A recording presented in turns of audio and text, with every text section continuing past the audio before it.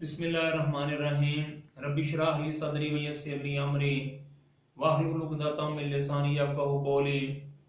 Dear students of Hem Education, Assalamu alaikum. I say you welcome in this session. Today I am going to discuss with you very important topic, comparative education.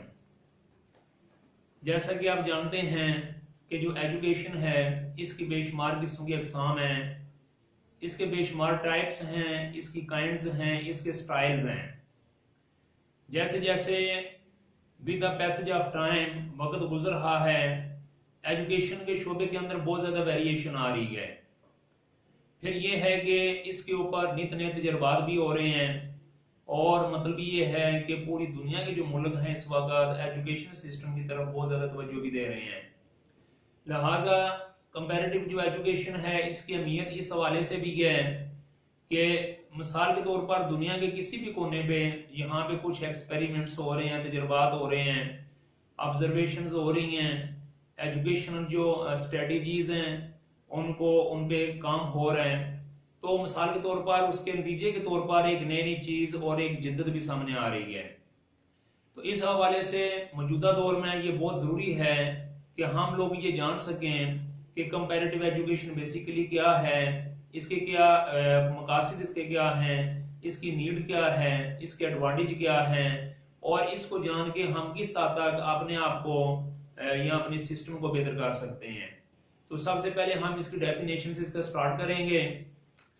Comparative education is a discipline in the social sciences that involves the analysis and comparison of educational systems of different countries. ایک بات یہ آپ کے ذہن میں ہونی چاہیے کہ جو سوشل سائنس ہے، سوشل سائنس سے سب سے پہلے یہ سمجھنا ضروری ہے کہ سوشل سائنس بیسیکلی کیا چیز ہے. سوشل سائنس سے مراد یہ ہے کہ وہ علوم جو کہ ہمارا جو معاشرہ ہے، ہمارے معاشرے کے اندر رہنے والی جو کمیونٹی ہے، جو لوگ ہیں، ان کی تھنکنگ کے حوالے سے ہے، ان کی اپ لفٹ کے حوالے سے ہے، ان کے مثال کے طور پر رہن سہن کے حوالے سے ہے، ان کے جو رولز اینڈ ریگولیشن کے حوالے سے ہے، کوڈ آف کنڈکٹ کے حوالے سے ہے.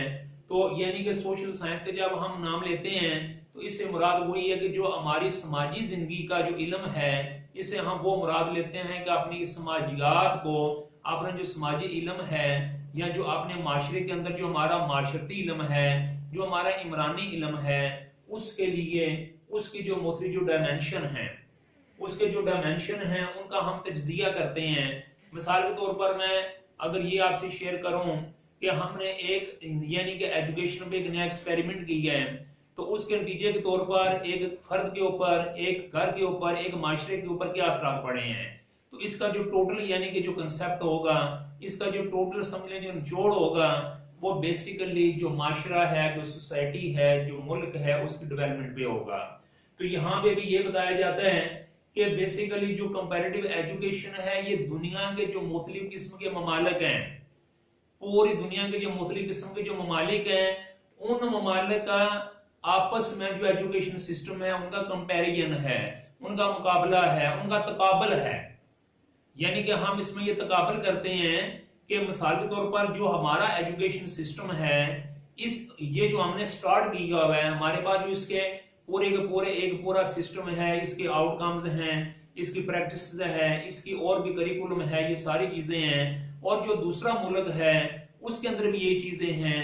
تو کون سا ملک آگے جا رہا ہے؟ اگر دوسرا ملک آگے جا رہا ہے تو اس کی ریزن کیا ہے؟ اگر ہم پیچھے جا رہے ہیں تو کیا وجوہات ہیں؟ تو یہ ساری کی ساری جو چیزیں ہیں یہ ہم کمپیریٹیو ایجوکیشن کے اندر اسٹڈی کرتے ہیں.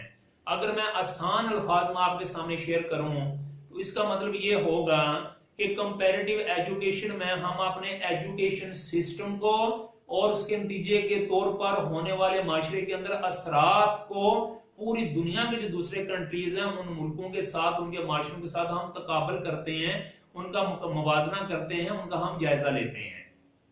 اور ہم جب جائزہ لیتے ہیں تو اس میں ہم کچھ چیزیں اپنے ذہن میں رکھتے ہیں. آج ذرا دیکھیں کہ پوری دنیا میں ایجوکیشن وائز جو ملک فن لینڈ ہے وہ سب سے آگے جا رہا ہے. اب ہیں تو وہی علوم ہیں، then what is the reason behind this phenomena کہ آج جو فن لینڈ ہے وہ سب سے ٹاپ پہ جا رہے ہیں. کیا وجہ ہے کہ جاپان سیکنڈ نمبر پہ جا رہے ہیں؟ کیا وجہ ہے سنگاپور 3rd نمبر پہ جا رہا ہے. اس طرح اور یورپین بہت سارے ممالک ہیں جو کہ اسی طرح اسپین ہو گیا, ڈنمارک ہو گیا, بیلجیم ہو گیا, سویڈن ہو گیا, وہ بڑی اچھی یعنی کہ ایجوکیشن وائز یعنی کہ وہ آگے جا رہے ہیں, جبکہ یہی انگلش ہے, یہی سب کچھ ہے, لیکن کیا وجہ ہے کہ وہ کیوں ہم سے آگے ہیں. تو یہ ساری چیزیں ہمیں جواب اس کا مل جاتا ہے, اور جواب ہمیں کمپیریٹیو جو ایجوکیشن ہے وہ اس کا ہمیں جواب دیتی ہے. مثال کے طور پر پھر صرف یہ نہیں کہ ہمارا ان کے ساتھ ایجوکیشن سسٹم جو ہے اس کا ہم تقابل کرتے ہیں, ایجوکیشن سسٹم کے ساتھ ہونے والے اس کے جو اثرات ہوتے ہیں, اس کے جو ایفیکٹس ہوتے ہیں, وہ کسی معاشرے کے اندر جو امپیکٹس ہوتے ہیں ہم ان کا بھی تقابل کرتے ہیں. جسٹ فار گرانٹیڈ میں آپ کو ایک مثال دینا چاہوں گا, جیسے جاپان کے حوالے سے یہ ہے کہ جاپان کو 2019 کا سب سے ایماندار ملک قرار دیا گیا. کئی ہزاروں قسم کی جو ملین جو رقم تھی لوگوں کو کہیں سے ملی, کسی کو ہوٹل سے ملی, کسی کو پارک سے ملی, کسی کو کسی جگہ سے ملی, اور انہوں نے جا کے کھانے میں جمع کروائی. اسی طرح 15,000 سے زیادہ موبائل جو سیل موبائل ہیں وہ لوگوں کو کہیں سے گرے ہوئے ملے اور انہوں نے جا کے کھانے میں جمع کروائے. Is it possible in Pakistan? Is it possible in India or in Sri Lanka? تو یہ اٹس امپاسبل, یعنی کہ یہ پاسبل ہے نہیں ہے کہ ہمارے ملکوں کے اندر ایسا ہو اور وہ جو چیز ہے وہ تھانے چلی جائے, بلکہ وہ کہیں اور چلی جاتی ہے, انسان خود جیب میں ڈال لیتا ہے. اب ہم نے سوچنا ہے کہ جو جاپان ہے اس کو 2019 کا سب سے ایماندار ملک جو ہے یہ کیوں قرار دیا گیا. تو جیسے آپ سے میں نے آگے یہ بات شیئر کی ہے کہ اس کے پیچھے ان کا ایجوکیشن سسٹم ہے, اور اس کے پیچھے ان کا جو ایجوکیشن سسٹم ہے, اس ایجوکیشن سسٹم جو ہے اس کے پیچھے اثرات ہیں. ان اثرات کی وجہ سے معاشرے کے اندر ایسا وہ معاشرہ ڈیولپ ہوا ہے کہ یہاں پہ وہ جو لوگ ہیں ڈس آنیسٹی کو بہت بڑا کرائم سمجھتے ہیں, بے ایمانی کو بہت بڑا, فراڈ کو یا جھوٹ کو بہت بڑا, وہ یعنی کہ کسی بھی انسان کی شخصیت جو ہوتی ہے اس کا عیب سمجھتے ہیں, اس لیے وہ لوگ ایسا نہیں کرتے. اب یہ بات انہیں کہاں پہ سکھائی جاتی ہے؟ ظاہر ایجوکیشن کے ذریعے سکھائی جاتی ہے, سکولز کے اندر سکھائی جاتی ہے. پھر اسی طرح 2018 کا سب سے زیادہ پیسفل جو ملک ہے وہ کسے قرار دیا گیا؟ وہ یعنی فن لینڈ کو قرار دیا گیا. آپ بھی کیوں فن لینڈ کو قرار دیا گیا؟ آپ کو جیسے میں نے عرض کیا کہ دنیا میں ایجوکیشن میں سب سے نمبر 1 پہ جا رہے ہیں, تو فن لینڈ کو اس لیے سب سے بہترین ملک قرار دیا گیا کہ جو فن لینڈ ہے وہاں پہ 2018 میں کوئی کسی قسم کا قتل نہیں ہوا, وہاں پہ کوئی کسی قسم کی ڈکیتی نہیں ہوئی, وہاں کوئی کسی قسم کا کسی کا پرس جو خاتون کا نہیں چھینا گیا, کسی جیب کترے نے کسی مرد کی جو جیب ہے اس کو نہیں کاٹا. تو اس طرح کا کوئی بھی مطلب یہ ہے کہ گڑبڑ نہیں ہوئی, اور کوئی بھی مطلب یہ ہے کہ ہر کسی کو ہراسان کیا گیا, نو ہیرسمنٹ دیئر. تو اس کے پیچھے کیا ہمیں چیز نظر آتی ہے؟ اس کے پیچھے ہمیں ایجوکیشن سسٹم نظر آتا ہے جس کے معاشرے کے اندر اثرات ہوئے, اور وہ جو معاشرہ ہے وہ انتہائی پیسفل اور ایماندار بن گیا. تو یہ جو کمپیریٹیو ایجوکیشن ہے اس میں ہم مختلف قسم کا انالیسس کرتے ہیں, اس میں جائزہ لیتے ہیں کہ جو وہ انہوں نے کون سی چیزیں اپلائی کی ہیں. مثال کے طور پر میں آپ کے سامنے ایک چھوٹی سی ایگزامپل دوں گا پاکستان کے کریکولم کے حوالے سے. ہمارے ملک کے اندر اسلامیات ہر سبجیکٹ یعنی کہ ہر کلاس کے اندر ایز کمپلسری سبجیکٹ کے طور پہ موجود ہے. یہ ایک لازمی سبجیکٹ ہے, اس کے بغیر مثال کے طور پر اگر یہ پاس نہ ہو تو آپ لوگ پاس نہیں ہو سکتے. لیکن کیا وجہ ہے کہ جو اسلامیات پڑھانے والے ہیں, جو اسلامیات پڑھنے والے ہیں, ان کے اندر وہ اخلاقی ان کا جو رویہ ہے وہ ڈیولپ نہیں ہوتا, ان کا جو ایٹیچیوڈ ہے وہ نہیں بدلتا. اس کی ریزن کیا ہے؟ تو سب سے پہلے تو ریزن یہ ہے, اور آپ بھی جانتے ہوں گے کہ ٹیچر ہو یا اسٹوڈنٹ ہو وہ اسلامیات کو ایک لائٹ سبجیکٹ لیتا ہے, وہ اس پہ توجہ نہیں دیتا.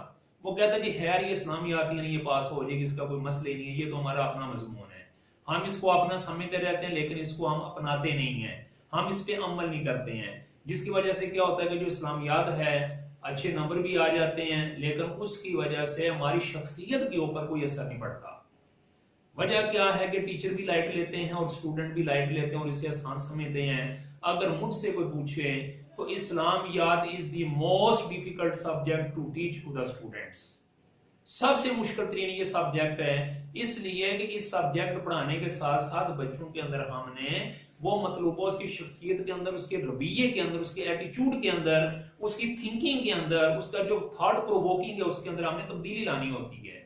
تو جب یہ چیزیں نہیں ہوں گی تو پھر اسلامیات کا کیا فائدہ، وہ تو سارسی گزرے گی نا۔ ابھی ہم آتے ہیں یہ جو کمپیریٹیو ایجوکیشن ہے اس کے پرپز کی طرف۔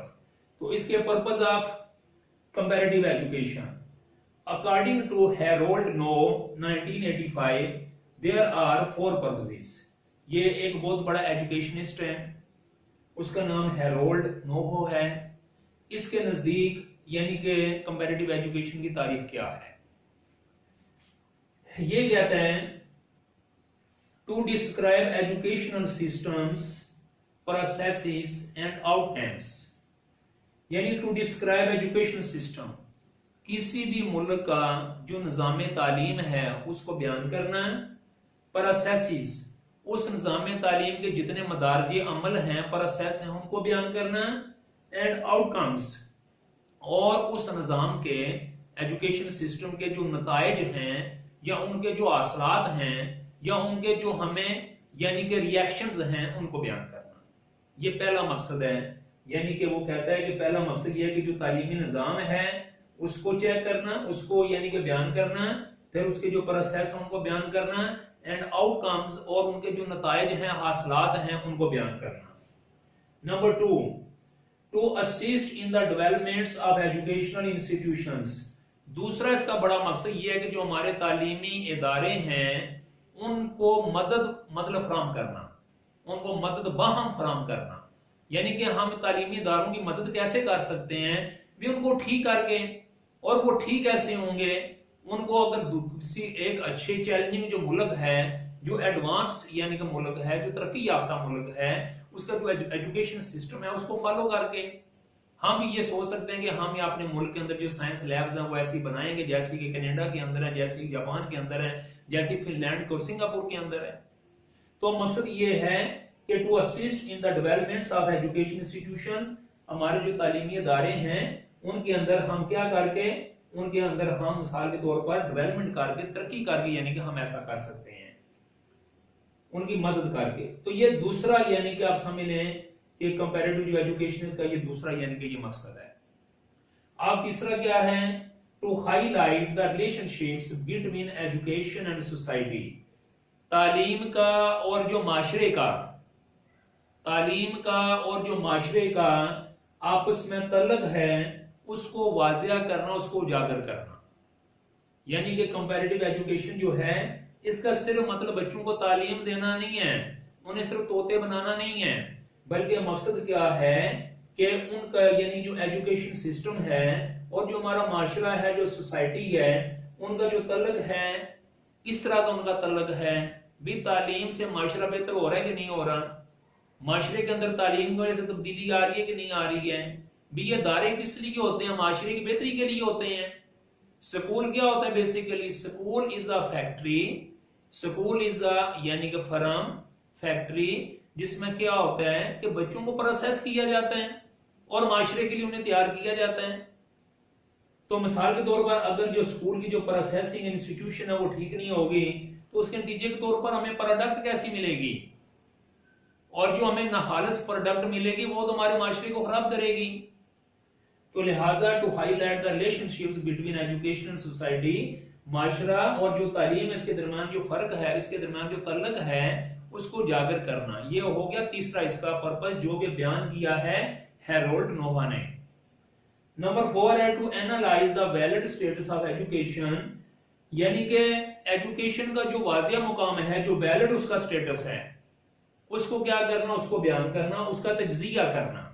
جیسے ہم اپنے ایجوکیشن کا تجزیہ جاپان سے کرتے ہیں، ہم اپنے ایجوکیشن سسٹم کا جو تجزیہ ہے وہ کینیڈا سے کرتے ہیں، امریکہ سے کرتے ہیں، یو کے سے کرتے ہیں، سویڈن سے کرتے ہیں، پرتگال سے کرتے ہیں، ہم بیلجیم سے کرتے ہیں، ڈنمارک سے کرتے ہیں، ناروے سے کرتے ہیں، کسی ملک سے بھی کر سکتے ہیں۔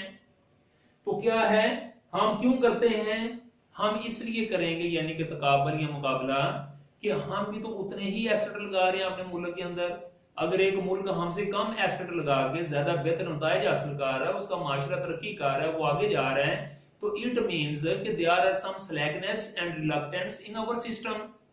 لہذا اپنے سسٹم کو امپروو کرنے کے لیے ہم اس کا جو ویلڈ جو سٹیٹس آف ایجوکیشن ہے اس وہ ہم معلوم کرتے ہیں کمپیریٹیو ایجوکیشن کے ذریعے۔ تو مجھے امید ہے اچھا اس کے علاوہ یہ تو وہ 4 ہیں جو پرپس جو کہ ہمیں بتائے ہیں مثال کے طور پر کس نے ہیرولڈ نوحہ نے بتائے ہیں. اس کے علاوہ اس کے اور بھی پرپس ہو سکتے ہیں مثال کے طور پر یعنی کہ اس میں یعنی کہ یہ بھی ایک پرپس ہو سکتا ہے for the development of the society, for the development of the humans attitude, for the development of a personal یعنی کہ personal development of a person, یہ بھی آ سکتا ہے یعنی کہ to develop the self actualisation power of a person. تو اس کے اور بھی بہت زیادہ پرپس ہو سکتے ہیں لیکن چونکہ یہ 4 پرپس پوری دنیا میں بہت مشہور ہیں اور ان کو سب سے پہلے کنسیڈر کیا جاتا ہے لیا جاتا ہے لہٰذا وہ میں نے یہاں پہ بیان کر دی ہیں. تو لہٰذا بچوں آج کا جو لیکچر ہے وہ یہ تھا کہ کمپیریٹیو ایجوکیشن کیا ہوتی ہے اور اس کے پرپس کیا ہیں. اس سے اگلے لیکچر میں ہم پڑھیں گے اس کے ایڈوانٹیج اور اس کی نیڈ کیا ہے. Thank you very much for listening. اللہ حافظ.